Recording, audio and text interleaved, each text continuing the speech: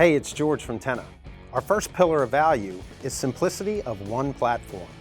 Whether you're the asset manager or equipment superintendent needing to see all of your assets, from maybe your large heavy yellow iron to your fleet trucks to maybe your inventory items all on different projects, or maybe the simplicity of your field operations team or your project superintendents being able to see the same assets on a mobile device.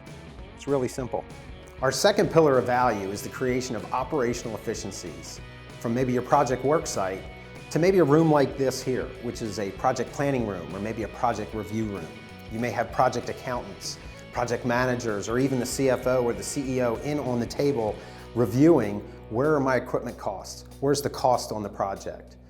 Effective communication coming from the field enables the folks inside this room here to operate and execute on key decisions. Our third pillar of value is continuous improvement.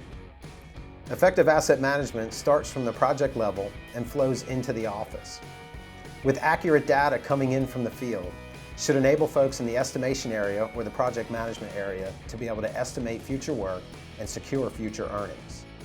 This will also eventually lead to effective best practices and process improvement, as well as grow your bottom line.